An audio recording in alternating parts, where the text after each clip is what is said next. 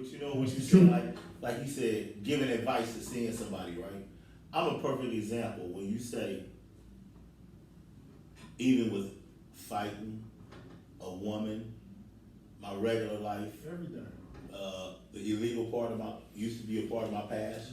I'm what you call a very, very, very clandestine person.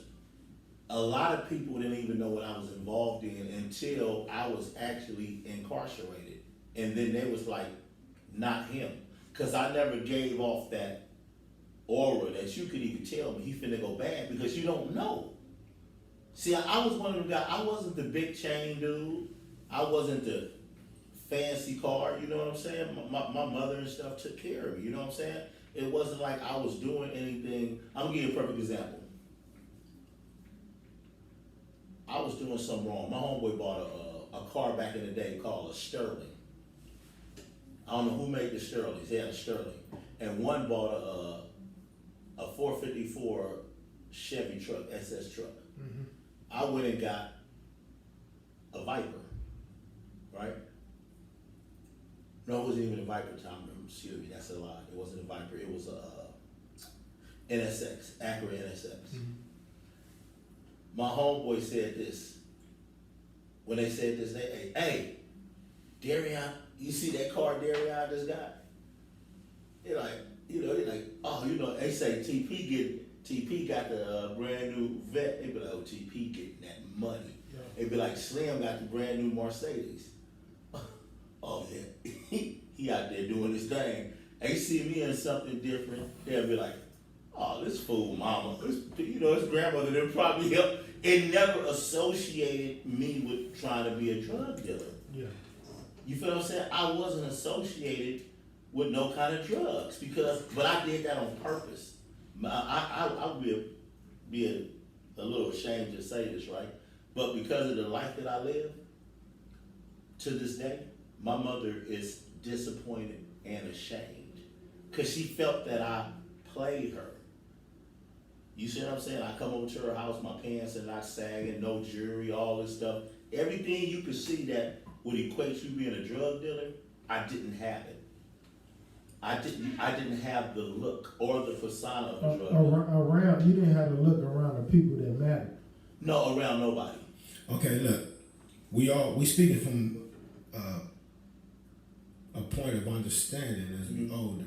Now you can go back into them lies when you had a lack of understanding. Lack of If understanding. you had lack of understanding, not what you have now. If you can go back and change your life, would you? Either one of y'all, would y'all? No. No, I wouldn't. No. Why wouldn't you? Because it was a learning lesson. Okay. I wouldn't change from the incarceration. One thing I do, I would want to change, but I wouldn't. It's because I almost gave half of my life to a judicial system. Yeah. That's the only regret I have. But if you keep that same thought, just keep grilling yourself because you've been in prison. So many people do it. Just the experiences alone, you see so many people that hold them against themselves and they chain themselves back up. Because I tell people all the time, you got some people in prison that's freer than people that's out here. Yes. Mentally freer, Mentally. so. Mentally, yes. So you see, the thing is, a lot of us, we feel like it's something that we have to prove until you understand that you in your own competition with yourself. Your mindset is experiences. Your mindset is situations, is struggles. It's everything that you go through in your life to kind of find out who you are truly and what it is that you want to do. Now, I found my purpose, from looking at other people's situations and looking at other people's hardships and experiencing my own hardships through my mom and her struggles in my neighborhood and, fighting and gang banging and, understanding who I truly was on my own. My pops gave me a good understanding of what a man was. The man was to always take care of their family. And I knew that. But he also told me to take care of your mind. You know, you gotta take care of your mind to the point where you can't let certain energies rub off on your mind and encourage you to think a certain way when it's not true. Like, you gotta be fearless with your own mindset to the point where people will come in and out your life, but you can't let them deter how you feel about yourself. And most of the time, we feel negative about ourselves when we're not in a financial place that we feel like the world respects. Yes, sir. Yes, sir. Whether you driving a certain car, whether you living in a certain crib. You know, I seen so many people, man, downplay roommates. And a lot of people, man, they only live in their life to pay bills because they didn't understand that it's okay to have a roommate if you not making good money. You know, figure out a way to save money and invest in certain things so you can actually better your life. The problem is everybody want to be successful without sacrifice. And they create a mindset of, well, I got it out the mud, I got it on my own and this and that, but you don't have to get it on your own when you got family. When you got friends and family and people that you come across in life and y'all can work together as a team to elevate one another, that's success. Because you're doing better than you was without those people. And a lot of people, when they do get to where they are, they forget all about what it took them to get to where they are today. And that's ungratefulness. And oftentimes, you know, you're not humble and you forget what it took to get you to that mansion or that top floor penthouse and all of that. But a lot of people, they look at everybody else or they look at outside from themselves to define success for them. Yeah. Success doesn't necessarily negate that you gotta have anything like super material. Success to me is more or less you set out to do something and you accomplish it. Yeah. From the smallest to the grandest of things. So success is just being able to consistently take these steps to set plans, set goals, and continue to reach them. You know, we are gonna fall back. We are gonna falter at times, but it's for us to learn them lessons and keep going forward. But don't let the world define success. No, for sure. So, But see- BMW definitely won't do it. No. So, you know, cars, clothes, relationships. I take it. They though. call it, you know what they call it? They call it destination happiness.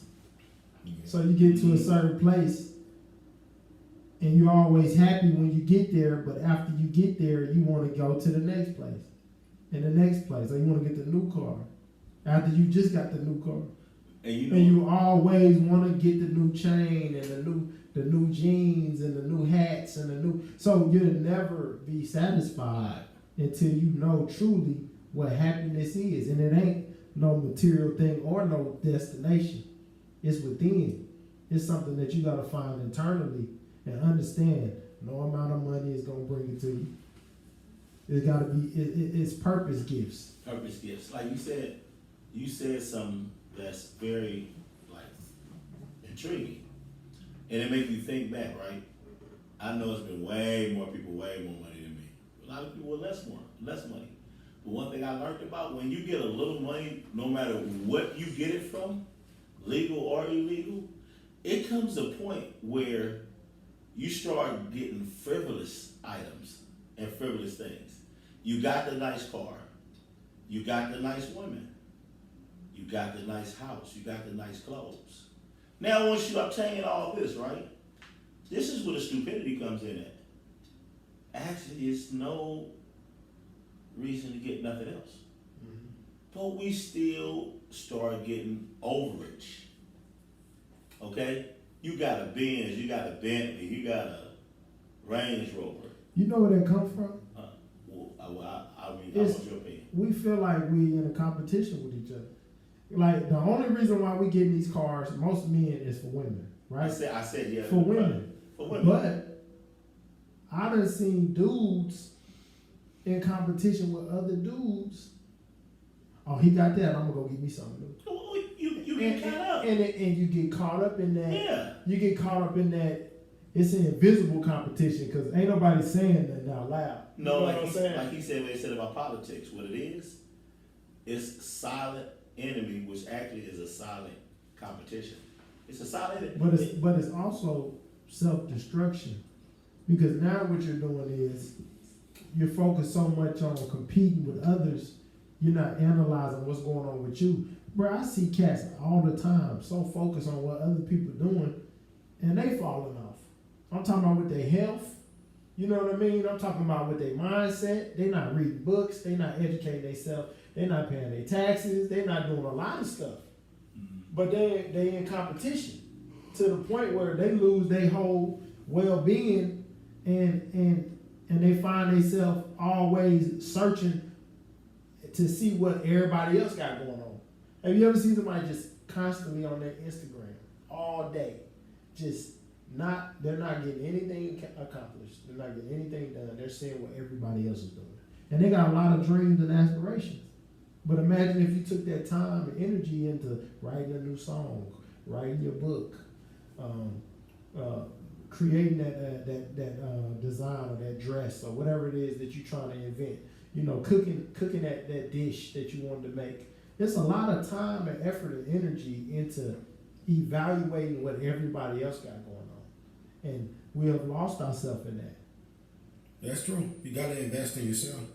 If you continue to worry about what everybody else doing, you get lost in the sauce. Like, Easy. real fast. You know what that comes. See, when I talk from this, I done did it before. I done call myself on Instagram, looking what everybody doing. When I speak about anything, I've been in competition. I had to check myself. Man. But I would say like, but I give you, good cop, bad cop. Say for instance, if you did roll up in a nice car, and your partners around you might not have a car, there's nothing wrong with having some type of competition. Not saying that I'm gonna take it from you or stop you from having yours, but I want to we both need it. It's a motivational competition. Yeah. Where we're using it to motivate each other and uplift each other in a way where it's positive. But see, a lot of things right now, I feel like this situation that's going on is going to help us all. It's going to help us understand that, man, when you all in a room and you can't leave the house, we all in the same boat. I always remember, human beings by nature are simple creatures. Something can happen real catastrophic today, and people 2-3 days later they'll forget. We live in an entertaining world. More people want to be entertained in life than actually. So some people gonna get it, some people not gonna get it. More entertained than enriched with knowledge. Oh yeah, because when you think about going back to 2008, 2009, when the housing market crashed, when you think about going back to Katrina, when you go to these things, you'll think that, even myself included, that we'd be a lot more prepared, because anything can happen in life, especially when we don't control the economy.